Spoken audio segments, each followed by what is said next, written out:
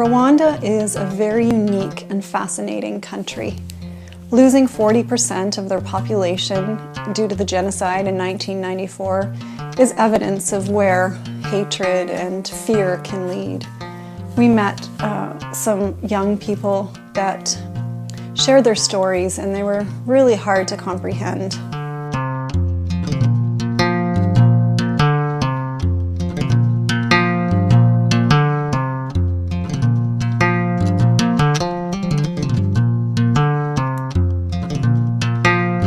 For me, I didn't know any of my parents, and I don't know whether I have brothers or sisters. So I was just found in 1994 genocide. I was just like 2 months born. Despite the horrors that Rwanda experienced, when you look at the country today, it's amazing. What you see is how God can turn what was meant for evil into good. You see forgiveness, you see those working side by side who, you know, when you think of the murder and victim mentality, there is no divide. They've learned how to forgive and to rebuild their country. In an effort to help the communities in Rwanda, the government has mandated what's called Umuganda, which is a national day of service, community service, where socioeconomic groups come together no matter what and work together to better their country.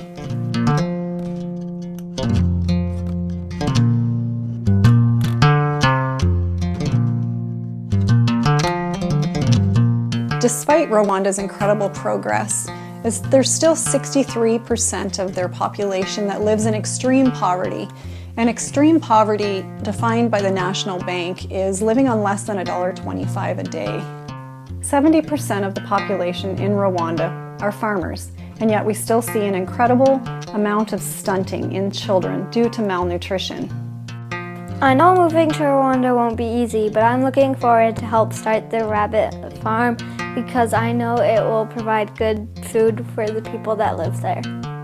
The needs are obvious everywhere you look in Rwanda, so we decided to do a needs assessment to discover what the community itself feels their greatest needs are.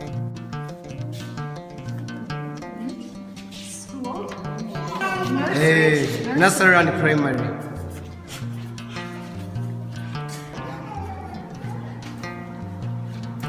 And what is this one? For adult education, tell me some of the things that you want to learn. Kutiri. Sewing. Sewing.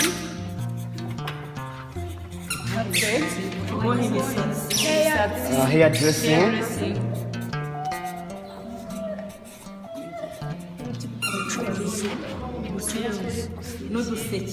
Ubukorikori. Arts. Arts, okay, yeah. Gucuruza. Carpentry. Carpentry. Yeah.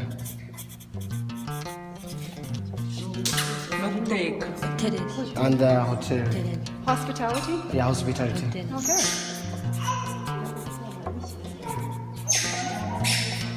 It's important for Rwanda to have better mental health help for those who struggle. Mujye batsimo babishakisha.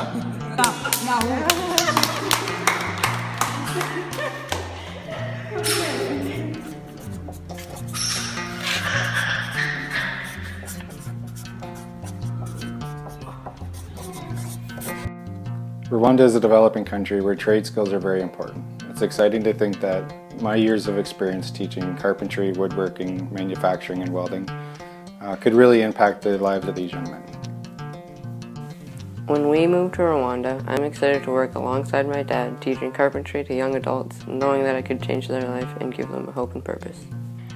All the schools in Rwanda have started to teach in English, so I think it's important for me to read to all the little kids that way they can learn a little bit of English when they're younger.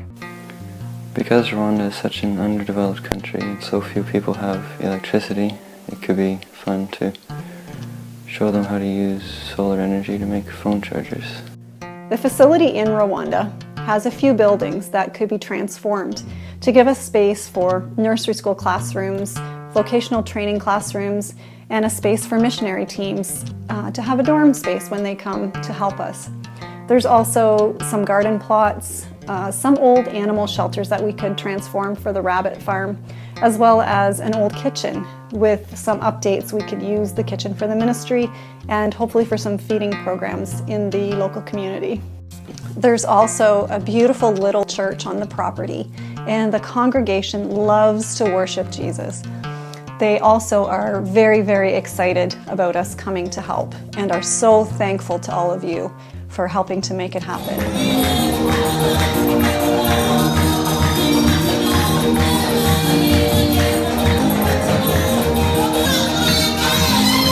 There are so many gifting areas essential to the success of this ministry. We need mission teams to come and build. We need painters. We need English teachers. We need people that can just come and help with nursery school and gardening and the farming. But if you can't come to Rwanda, we still need you. Finances are the most important piece of this ministry, and we will need people on the ground in Canada to help with fundraising while we're gone. We know that there's no way we can do this alone. We need all of you.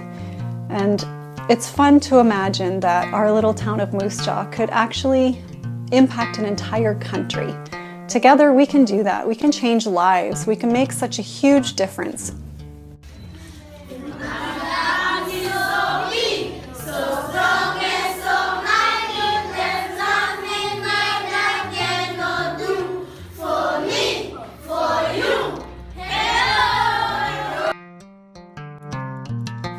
It's our hope that you'll take one of these commitment cards home. Maybe put it on your fridge. Remember to pray for us and pray about your part in this ministry. Partnering with us is the best way to ensure the success of this ministry. You can find these cards on Facebook. You can connect with us through our blog and even be put on the mailing list for monthly updates. Thank you so much for your help.